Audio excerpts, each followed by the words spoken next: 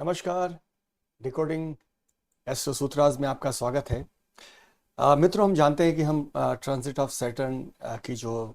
Series है, ये transit of Saturn in Pisces, Shani का मीन राशि में परिभ्रमण, इस पर हम एक लंबी चर्चा कर रहे हैं। और हमारा उद्देश्य हम पहले समझ लें। हमारा उद्देश्य यह है कि शनि मीन राशि में जब परिभ्रमण करेंगे, ट्रांजिट करेंगे, तो चर अचर जगत में हम विशेषतः अगर चर जगत की बात करते हैं और विशेषतः हम इस लोक में, पृथ्वी लोक में जन्म लेने वाले जातकों की बात करते हैं, तो वो हम जानते हैं कि 1 से लेकर 12 राशियां, यानी मेष से लेकर मीन राशि में उनका जन्म होता है। हम जानते हैं कि सभी की कुंडली में मीन राशि एक विशेष स्थान पे होती है। साथ ही शनि भी जब वहां परिभ्रमण करेगा तो हम सादृश्यता के सिद्धांत के अनुरूप, अर्थात शनि के जो बहुत सारे कारकत्व हैं, उत्तर कालामृत देखें या कई सारे ग्रंथों में फल दीपिका इत्यादि हम देखते हैं, तो इसके काफी सारे सिग्निफिकेशंस हैं। लेकिन हम जानते हैं कि वो सिग्निफिकेशंस भी एक उसके गुण दिखाते हैं, लेकिन जब वो सामंजस्य में उन भावों के गुण से मिलते हैं तो वो हम रिजल्ट्स को काफी प्रभावी मान सकते हैं। साथ ही मीन राशि के भी वैसे सिग्निफिकेशंस हैं। तो हमारी कोशिश ये है कि हम शनि और मीन राशि के उन गुणों को समझ लें जो सादृश्य हों, और फिर लग्नवार हम चलते हैं आगे कि जिसमें मेष राशि में अगर ये द्वादश में पड़ती है तो शनि का जब परिभ्रमण होगा तो वो किस तरीके के एरियाज को ज़्यादा एम्फेसिस करेगा, ज़्यादा प्रभावी बनाएगा। और इसी स्थिति को थोड़ा हम आगे और खोल देंगे कि जैसा हम जानते हैं कि शनि जब भ्रमण करता है तो शनि, जैसे हम मेष लग्न ही ले लें तो उसमें दशम और एकादश का स्वामी है, तो इसके भी अपने एक प्रभावी सोच होंगे उस कुंडली में जब ये ट्रांजिट कर रहा होगा। लेकिन हम जानते हैं कि जैसे आजकल बड़ा एक्टिवेशंस थ्योरीज का बड़ा एक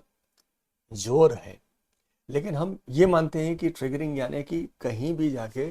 शनि को जातक की कुंडली में मूल छुपे हुए जो रहस्य है कि किस तरीके के रिजल्ट्स को आना है, सामंजस्य से भाव और ग्रहों के, अगर वो कोई चीज़ को ट्रिगर करता है, एक्टिवेट करता है,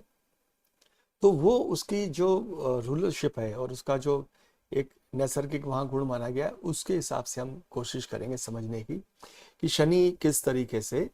वहाँ रोल प्ले कर सकता है। इससे भी आगे बढ़ना है हमको कि जब हम मेष लग्न की बात करते हैं और मेष लग्न में 1 से लेकर 12 भाव में नेटल यानी जन्म कुंडली में जन्म के समय शनि बैठे हुए हैं, तो फिर किस तरीके से शनि प्रभावी होगा। यानी हम सर्वप्रथम बात कर रहे हैं कि शनि और मेष, शनि और मीन राशि के, चूंकि ट्रांजिट शनि का मीन राशि में, तो उनका जो सादृश्य प्रभावी सिग्निफिकेशन है वो क्या होंगे। दूसरी स्थिति में हम ये जानेंगे कि मेष से लेके मीन लग्न के बीच में शनि मीन राशि जो किसी विशेष भाव में होगी तो उसके महत्वपूर्ण किस तरीके के रुझान, किस तरीके के एरिया ऑफ ऑपरेशन हो सकते हैं, उन पर हमारी बात होगी। इसके बाद हम तो तीसरी स्थिति में हम ये समझेंगे कि शनि के जो डिस्पोजिशंस हैं उस हिसाब से शनि किस तरीके से यहाँ पर और रोल प्ले कर सकता है। इसमें हम फर्स्ट डेरिवेटिव, सेकंड डेरिवेटिव्स को इन्वॉल्व नहीं करेंगे, अर्थात हम ये नहीं कहेंगे कि गुरु अगर उच्च का है, गुरु नीच का है, क्योंकि मीन राशि की बात है, या यहाँ कोई और मैलेफिक ग्रह बैठा हुआ है जैसे अभी राहु की स्थिति है। हम मूल फर्स्ट प्रिंसिपल से बात कर रहे हैं, इसको हम मॉडिफाई कर सकते हैं। चौथी स्थिति में हम बात करेंगे कि जो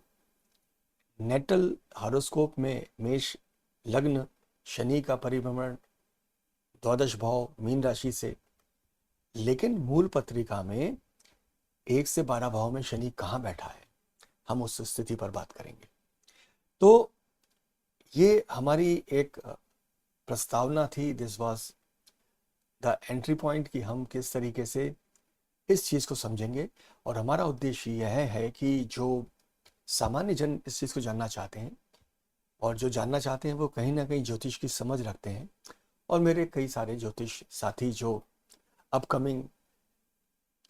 एस्ट्रोलॉजर्स हैं उनके लिए भी एक सोच का दायरा खुलेगा, हो सकता है वो इससे बेहतर कर लें। तो आइए फिर हम अगले अंक में देखते हैं कि शनि